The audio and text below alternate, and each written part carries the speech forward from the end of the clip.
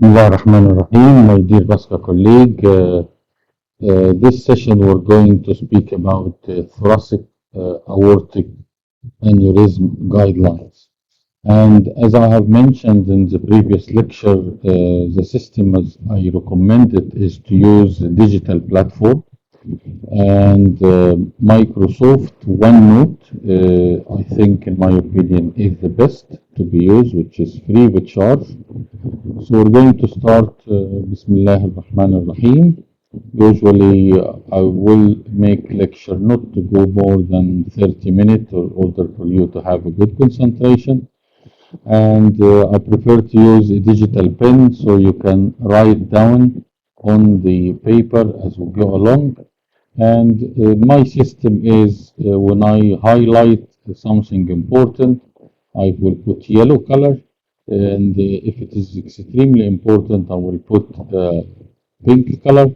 And I can use a star and also the guidelines as we have divided them. These are the all vascular guidelines, and here is the aortic. And the aortic, you can see this is the summary, and this is the thoracic. So the thoracic guidelines, as you can see, it is in the year of 2017. So if you want, it is 2017, and this is with the marking, as you can see. I have put a highlight on what we need to study. I've also put a summary of the guidelines themselves. So if you want to read only the guideline without the discussion and the important flow chart, you can do it with this link. So before the exam, if you want to shuffle through the guideline, you can do that here. And thirdly, I've put a version of the guideline without any correction. So if you want to give it to a friend and share it with him, you can use this copy, which have no marking on it at all. So we'll go to, let us say, the study. I just want to let you know that I have put all the guidelines on this QR code. So if you stop screen and if you just mark this QR code, then you will have all the arterial, venous, vascular access, all the guidelines freely available for you to use it, which I hope will be of benefit. So let us go to the management of descending thoracic aorta disease. This is by the European Society of Vascular Surgery, which has been published 2017, and in the European Journal of Vascular and Endovascular Surgery. You always look in the name who has done the committee. The one which is very well known to all of us is Stéphane Hollande from France, Eric Verhoeven from Holland, and Michael Jacobs from Holland as well. They are in the writing committee. Now you go to the table of content, and what is important here is the normal diameter of thoracic aorta, and this is important for clinical decision making. I've put yellow mark on what is important. Spinal cord ischemia is an essential topic, come in the exam quite a lot. And the acute thoracic syndrome, like the acute aortic syndrome and acute coronary syndrome, acute renal syndrome, all this you need to know in detail. Now, rupture aneurysm, definition and management, blunt thoracic trauma, car accident with transection, how to manage, also come in the exam. Aortic type B dissection, I will here discuss the basis of it because this is a big topic. Now, acute and chronic thoracic aortic aneurysm management, certain type of aortic aneurysm like inflammatory type, and the conclusion thoracic aneurysm, And some miscellaneous topic you need to know a little bit about Marfan syndrome, Ehlers-Danlos syndrome, because you will get a patient already with a car that he has Ehlers-Danlos syndrome. Also familial thoracic aortic disease. We'll give very short summary on those. And here are the gaps in evidence, which mean that this needs a little bit more elaboration. So if you want to select the topic for your MS or MD degree, have a look at this, as they are very, very helpful. So we'll go down. This is abbreviation, which is quite standard. You can see the introduction, nothing really spectacular, so I didn't put any mark on it. Methodology, you don't need to go into that, but here you need to know the system they have used. Number one, you have the level of evidence, and this you must know by heart. That is why I put a red star on it. And level A, B, C. A is the best evidence we can have from randomized clinical trial, although there is a little bit of some defect in this as well. And level of evidence C, which is consensus of expert opinion.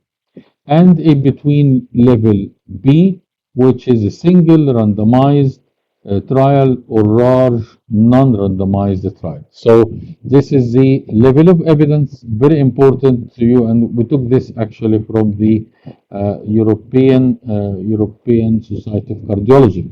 Now here is very important is the um, the classes of recommendation. So to do it or not to do it, we have class 1, and this class 1 should be performed. Look at the highlighted paragraph here. Should be performed, class 1. Class 3 should not be performed. Okay, and now they have class 2. Class 2 divided into 2A and B, and notice very carefully the wording of it. 2A should be considered, while 2B is may be considered. So may be considered is 2B. You're very weak, you're near class 3, may be considered, but should be considered, or 2A is the one that you look into. So this system will go into all the guidelines. So if you say this is uh, class of recommendation 1A is the best, which means 1, and the level of evidence is A evidence, and this is the best you can have. Now, let us have general aspect about the thoracic aneurysm. This is general aspect, and you can see I put a highlight here, and here I put the highlight about the diameter. And this you must know very well, the normal diameter of the mid-thoracic aorta between 24 to 29 millimeter. He didn't specify what do you mean by mid, because this came later on in 2019 guidelines. But at that time, 24-29 was just below 3 centimeter in men and 24 to 25 millimeter in women. So this is important when I get you an X-ray of a woman, which is 30 millimeter diameter mid-thoracic. This is ectasia and can go into an aneurysm if it's larger. Whereas the normal diameter at the level of the diaphragm is between 24 to 27. So note that the mid-descending aorta is bigger than level of the diaphragm in men, and in women 23 to 24. So this I've put, it's very important, I put it in highlight. And actually what came into recommendation later on, that we divide the thoracic aorta into 11 parts. I've actually added to you image here for you to remember. So this image was not in the original guideline. You have zone 0, 1, 2, 3, 4, 5, 6, 7, 8, 9, 10, and 11. So when you get the question, how many areas in the thoracic aorta? There are 11 areas. In the original, this came later. It was not in 217 guideline, but I think it's very important. And you must know where does it start and where does it end? And here I'll just remind you that zone 3 start at T4. So vertebral body of thoracic 4, you start the zone 4. And this is easy to remember. T4, after that is zone 4. Now at T6, this is T6. Maybe picture is not very good. Let us put here to become apparent is the T6. Okay, here is T6. Okay, T6 is the division between 4 and 5, and this is at the level of diaphragm and the vertebral body of vertebral T6.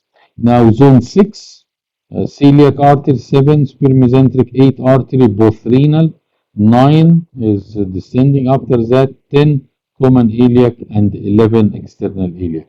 And this is the description. This is actually, I took it from the 2022 ACCHA guidelines. Okay. Now here is the aortic wall is composed of 3-layer intima, media, and thickness. So sometime in the exam, we give you a paper and we tell you, please draw the layer of the aorta. Put it here from the American Cardiology, American College of Cardiology. It is intima, media, and adventitia. And notice that in the intima and the media, this is where the dissection will happen.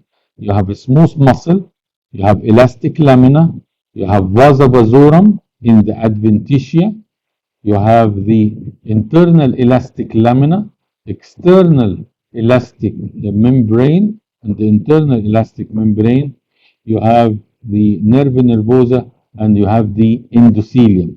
So this is very important image you to remember, and I would advise you to draw it, and you must look at it before the exam. You can see here I didn't mark anything in yellow after that, because it's not important if you already memorize the picture. Epidemiology of descending aortic disease. Descending thoracic aortic disease have a broad spectrum of degenerative and acquired genetic and traumatic disorder, which include all the types of thoracic disease. And acute aortic syndrome consists of 3 interrelated diseases: aortic dissection, penetrating aortic ulcer, and intramural hematoma or IMH. And here, again, I put you a drawing to memorize it very well, because this is important, and I think this is the best drawing to explain. The aortic dissection, where you have an inlet to dissection and the dissection flap into the media, and this is how it looks in the transverse section. This is a true lumen, and this is a false lumen. Now here is the intramural hematoma. It doesn't have an inlet, doesn't have an exit. It's just a hematoma in the middle. And the penetrating ulcer, which is hematoma that has penetrated into the inner lumen. So you get an inner, but there is no outer. While here, you get a dissection flap inner, and you get outer, which is the inlet of the dissection and the outlet of the dissection. And this image, I think, explains it very, very well. So this is the first section of descending thoracic aneurysm. It's about 40 pages. So hopefully we'll take it little by little, and we gradually study. All this drawing, you have it with the QR code, and see you in the next section of descending thoracic aneurysm. And I wish you all the best.